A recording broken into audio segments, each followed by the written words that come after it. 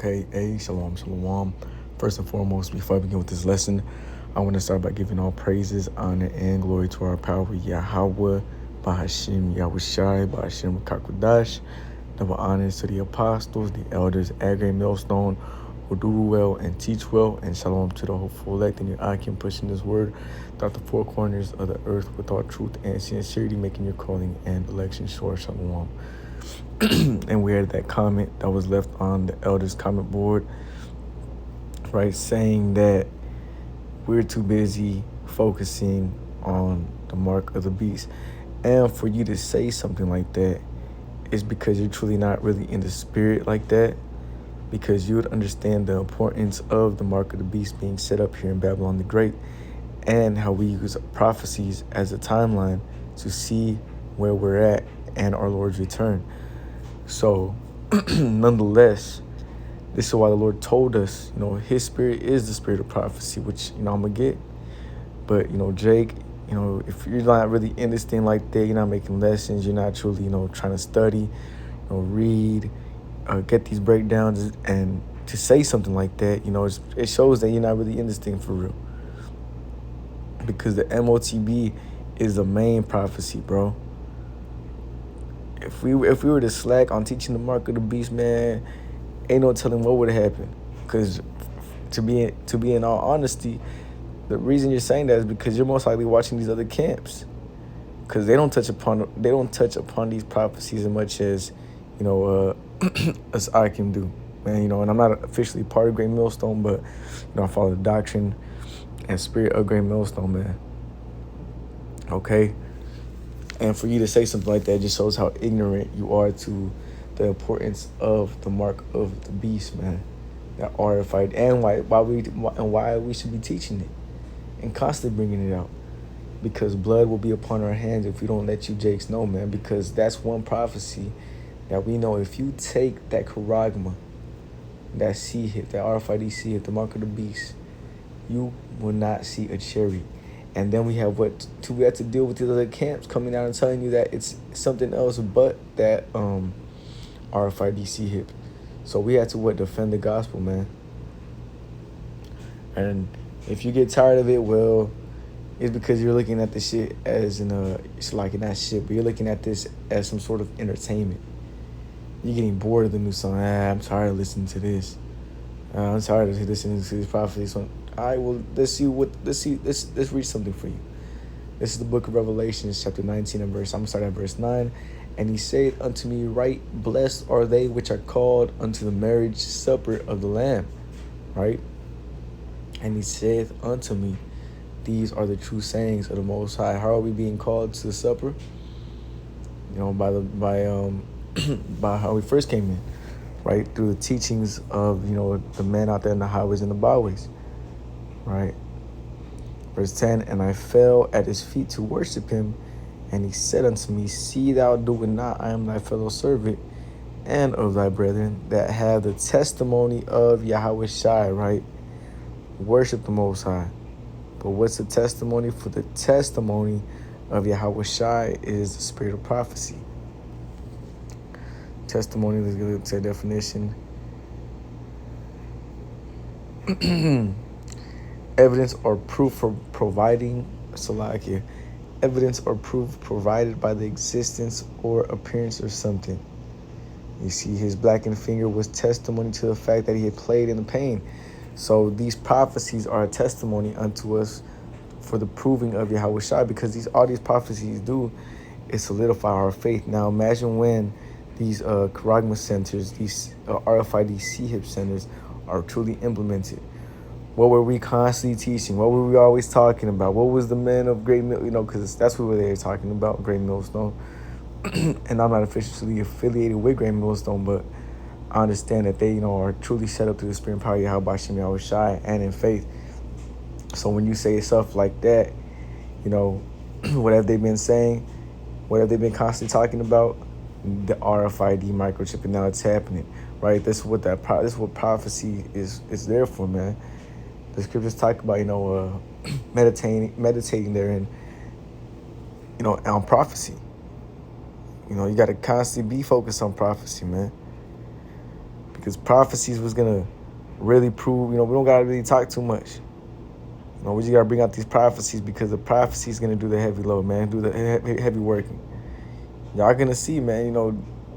Right now you're getting bored of the prophecies. You're getting tired of the mark this, RFID chip that. It's because Esau Edom's whole new world order is set up on this mark of the beast system, man. And the end is set up on the mark of the beast system. When you read the book of Revelations, the 14th chapter, what does it say after Esau Edom implements this RFID microchip? That then, Salakia. And then the Most High shall cast, fire upon them, man.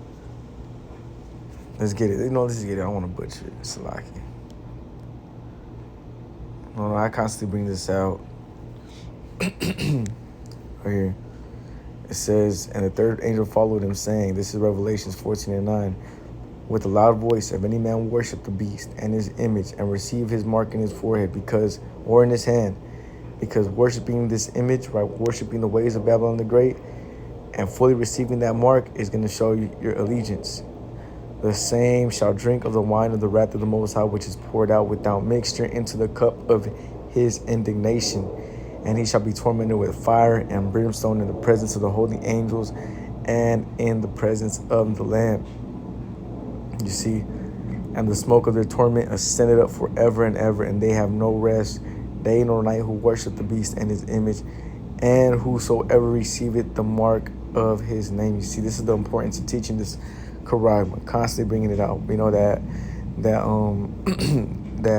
decree was sent out by Apostle Tahar, that brothers, have to make a lesson about the MOTB, once a week, because we are here, right? When you read the book of Ezekiel, the 33rd chapter as well, we are here to clean the blood off our hands, bro.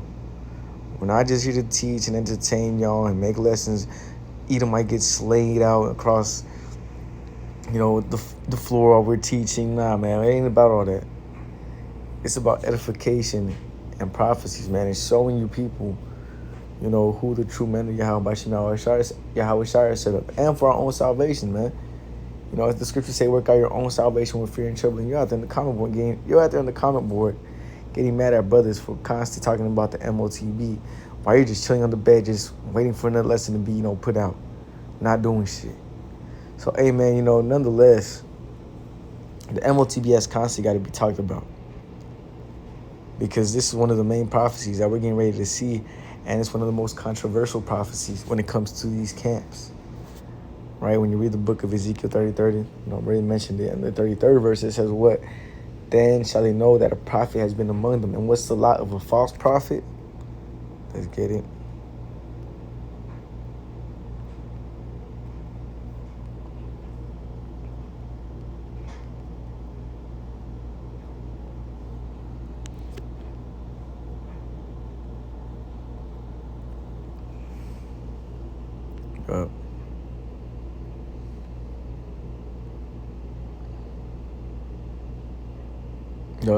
This is the book of Ezekiel 13:1, and the word of the Lord came unto me, saying, Son of man, prophesy against the prophets of Israel that prophesy, and say thou unto them that prophesy out of their own hearts, hear ye the word of the Lord. You see, ain't no such thing as a microchip, but when you go into that word, Karagma, which brothers have constantly made lessons on, it expounds on what that mark is actually going into. And when you read it, you can tell it's a physical thing.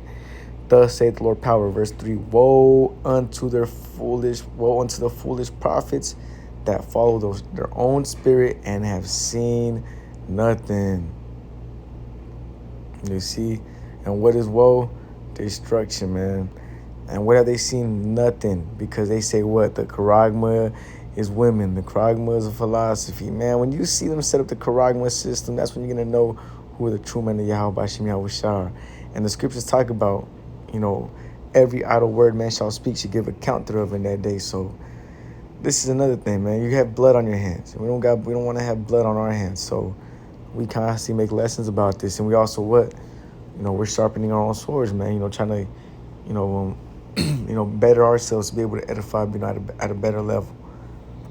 But nonetheless, man, I don't really got to beat the bush too much, man. You Jakes just can't be, spewing out anything you say as well. because your words are going to be counted for thereof in that day. Now you're gonna have, Jake that was probably thinking on that, probably not even, thinking too much of it, but then they seen the comment that kind of, triggered, and they're like, yeah, they do. That's all they talk about, huh? That is all. You got a whole little group going on, and all y'all gonna get judged. But nonetheless, man, just how, I seen the elders video, man. Just pray on it, bro. Like, why do you feel that way? Why am I feeling like it's irking me that brothers are constantly talking about prophecy, constantly singing this new song? Why is it irking you? You got to pray and fast on that. I don't really want to, touch up too much on this. Mainly the main point, man. The charagma and the reason you're not.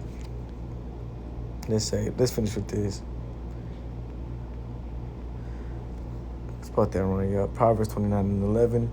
A fool uttereth all his mind, but a wise man keepeth it until afterwards. You see, you could have waited, on saying that for a couple weeks, and then the Lord would have revealed it to you on why we constantly talk about it, man. But nonetheless, Jake, you got to be careful with what you say on the comment boards and out there in the public, man. Because what's gonna happen is you're gonna, you can either dig yourself into a hole, and you may not be able to get yourself out of it. Okay? And definitely if you're not even teaching like that, bro, you have to just saying shit. You're not even doing no lessons, not going to hours, you're not doing nothing. You just out there, you're a spectator, just leaving, comments like that and shit. Like, come on, man. We ain't out here to entertain y'all and, adhere to your likings. We're here to, make our own, calling and election sure, bro. We're working out our own salvation, what you should be doing, really. But no, you want to sit in the background and, critique other brothers and so on, other brothers that are actually in this thing doing the work. Why your ass just chills in the background, man, hiding your talent. But with that, man, shalom.